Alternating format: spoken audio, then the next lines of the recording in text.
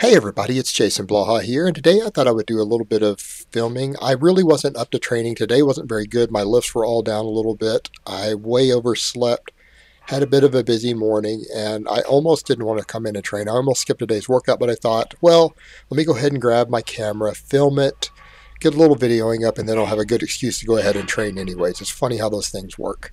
The squatting went decent enough. That 180 warm up was good. This 200 felt okay, a little more forward lean than I might have liked, but it felt fairly light, so I went ahead and went over 200 today, which again went okay, but the forward lean was a little more than I might normally like to see. So I went ahead and went for 210 after this, which again, the forward lean was pretty bad and it took a lot out of me. I didn't feel that strong after that, and my pressing suffered for it. But here you can see that the 200 went okay, nice and deep, a little bit more forward lean than I might want, and it's just a tightness issue. I way overslept this morning. My body felt stiff. I just didn't get as tight as I should have there, and just got to deal with it. Also, I think part of it was today with my squatting some extra forward lean because my belt felt really loose. I've been cutting. I did 2 hours of cardio yesterday, and my waist looked trimmer this morning, and I noticed when I put the belt on, that belt was not tight at all when I closed that latch.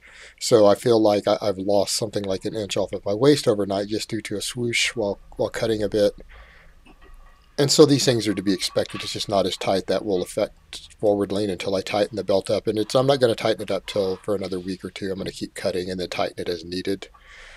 But the strength was there on this. It felt okay. It took a lot out of me. And so when I went to bench press, it just wasn't quite as strong as I'd like to normally see. Now, you guys know that my training, almost every day I do squat, bench, deadlift, and some accessories, or I come in and if I don't want to squat, bench, deadlift, I do some type of squat, pull, and press.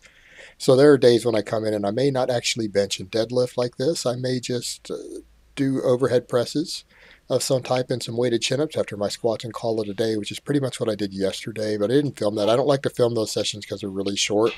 Even this one, I would say this session took me 20 minutes, at the most 25.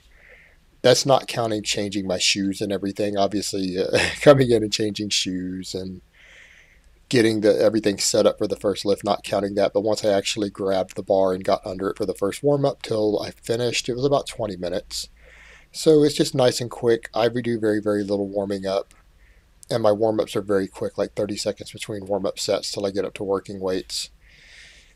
And on this bench press today, I noticed it was really slow. I'm surprised when I see this video footage that the weight didn't stop. When I was going to lock it out about 4 inches, 5 inches from the lockout, the weight completely stopped for me.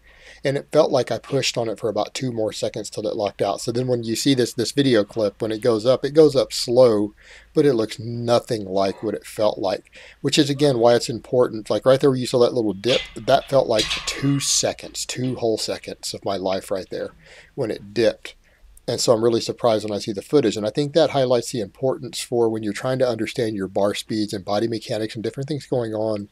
Getting a little camera and videoing what you do can be tremendously helpful.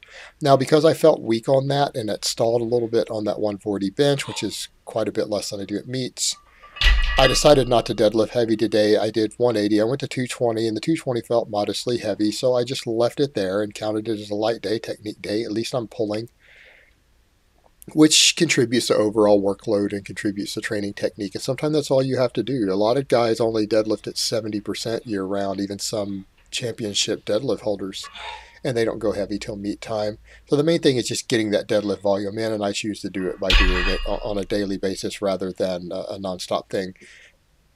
And since yesterday I did a bunch of pull-ups, I didn't feel like doing any pulling, and I may go do some chin-ups later today, so I skipped any other back work, just did 1 set of overhead press and called it a day. And even here, 2 reps felt pretty heavy, so I just stopped at 2. So I didn't do that many total work reps. This was a fast workout, 20 minutes, just in and out, my power movements and 1 accessory, and called it a day. And I'll do something different tomorrow. I'll probably do a little more accessory work tomorrow to make up for it.